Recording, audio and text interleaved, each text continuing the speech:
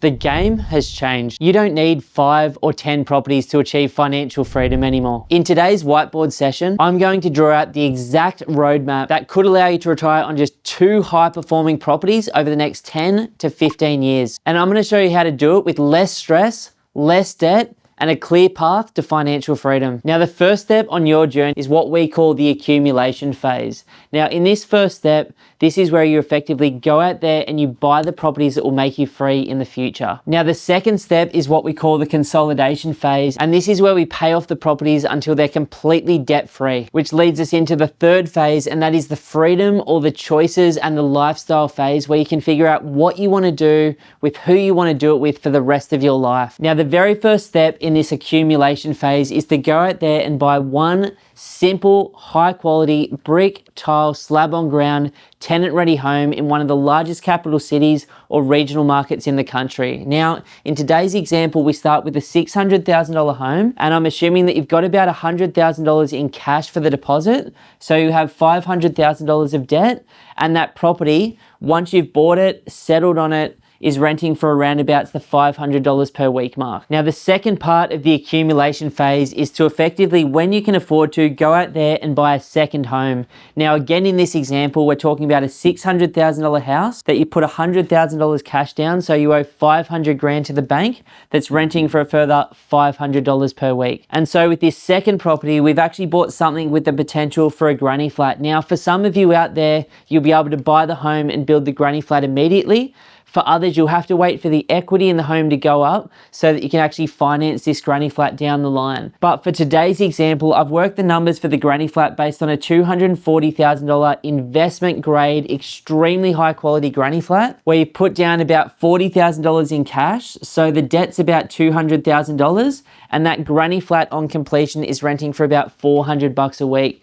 Now, up here in Queensland, I've seen them on the Gold Coast, the Sunny Coast, and Brisbane about 7 or 8 years ago when we started doing these up here, renting for about $300 a week. And now the same places are renting for between $480 and $650 per week, depending on the market. So these are conservative numbers that obviously, as rents increase over time, we should see better rent returns. Now, at the end of the accumulation phase, which could take some of you 6 months, and for other people it could take up to 10 years, we end up with 2 houses and 1 granny flat worth about $1,440,000 with about $1.2 million worth of debt.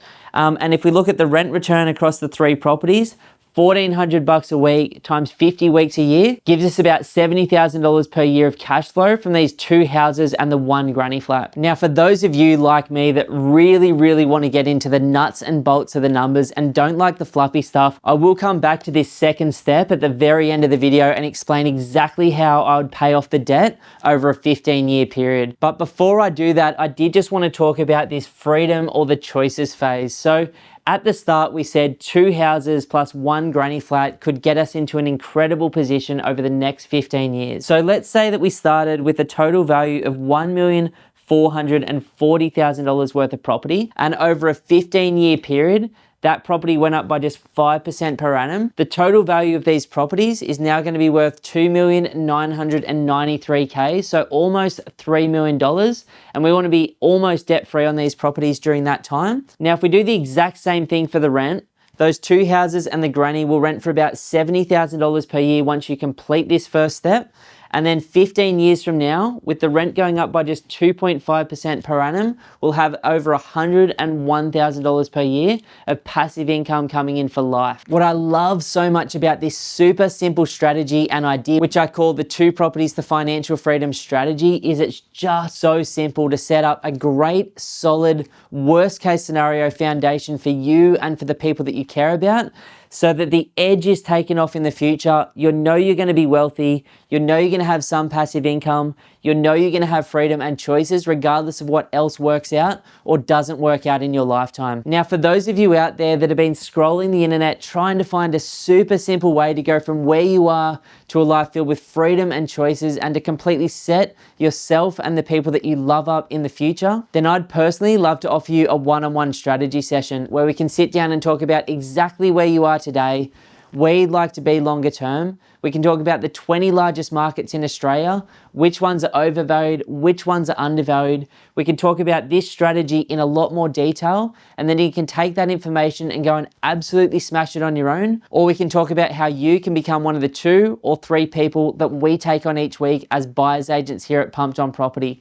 But either way, all you have to do is jump over to www.pumpedonproperty.com, click that free strategy session button, and you'll get a chance to talk with myself or my brother Simon. Now, for those of you like me that are super detail orientated and want to get right into the nuts and bolts, I'll just explain in the simplest way I possibly can how we go through this second phase or the consolidation phase and get as close to debt reduction or eliminating the debt on these properties as possible. Now, the first and most simple way to pay off debt is what I call a partner property, and that is simply where you go out there and you buy one more property. Let's say that property is worth $600,000 today, and it goes up over the next 15 years by just 5%, which results in this partner property being worth almost $1,250,000.